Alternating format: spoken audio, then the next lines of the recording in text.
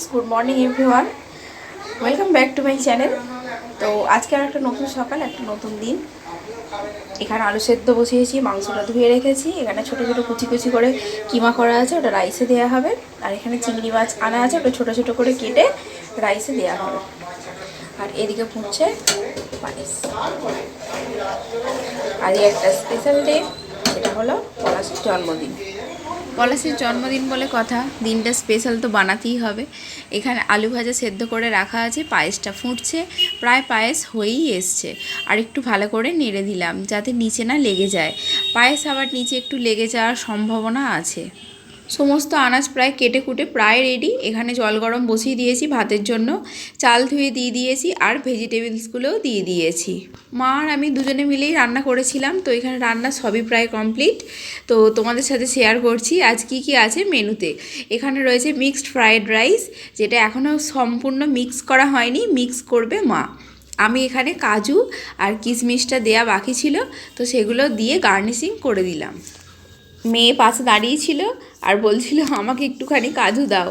ও কাজু খেতে খুবই ভালোবাসে, আমার মতোই হয়েছে। আমিও কাজু খেতে খুবই ভালোবাসি। মাঝে মাঝে পলাশ নিয়ে আসে আমার জন্য কাজু, তো হেব্বি লাগে।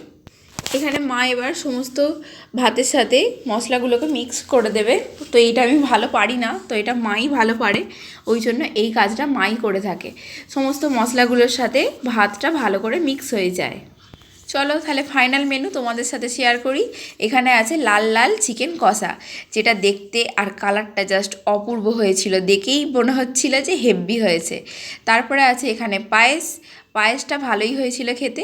তো আজকে যার জন্মদিন সে আগে খাবে, তারপর খাবো আমরা। তো চলো পরের মেনুতে যাওয়া যাক। এখানে আছে শাক ভাজা আর উচ্ছে ভাজা।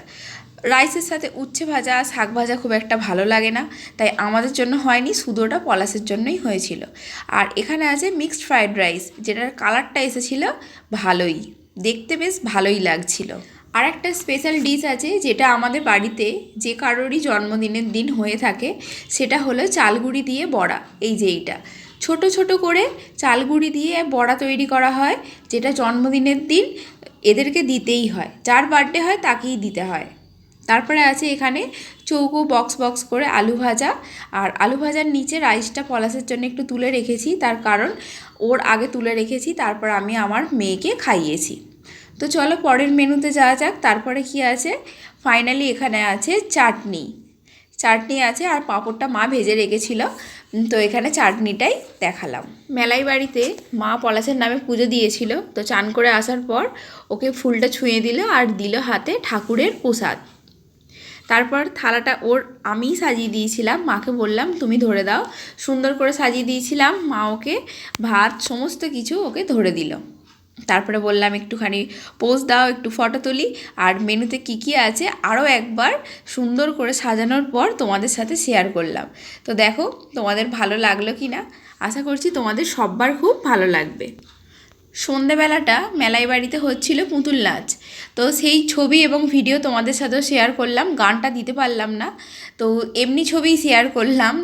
আর দারুণ লাগছিল, সেই ছোটোবেলাকার স্মৃতিগুলো ফিরে আসছিল, আর প্রচুর ভিড় হয়েছিল। তারপর ওখান থেকে বেরিয়ে চলে গেলাম মিয়ামোড়ে। একটা ইয়াম্মি কেক চুজ করে নিয়ে এলাম, যেটা ওদের নতুন কালেকশান এসেছিলো, আর যেটা স্লাইস খেয়েছিলাম ওখান থেকে, যেটা ছিল অপূর্ব। আর মেয়ে এখানে কেক দেখে দেখো, সে নাচতে শুরু করে দিয়েছে। ও কারোর বার্থডে হলে, কোনো কিছু হলে, সেলিব্রেশন হলে ও সব থেকে বেশি খুশি হয়। তো চলো ফাইনালি কেকটা ওপেন করে দেখাবার পালা। কি কেক নিয়ে এসেছি মিয়ামোড়ে থেকে। কেকটা ওপরে গার্নিশিংটাও জাস্ট অসাধারণ। তো আস্তে আস্তে এখানে খুলছি, আর বকুলকে বললাম বকুল প্লিজ ভিডিওটা করে দাও। মেয়ে তো কেক দেখে আর থাকতেই পারছে না, আর ও তস হয়েছে না, এ দেখো জাস্ট অসাধারণ দেখতে, তাই না? দু চারটে ফটো তুলে নিলাম, যেমন বদমাইশ আর কি বলবো। কেকটা এখানে সাজিয়ে দিয়েছি, তো পলাশ কাটবে, রাত্রিরও হয়ে গেছিলো। Happy birthday to you. কাটো, বাবার পাশে চলে যাবো।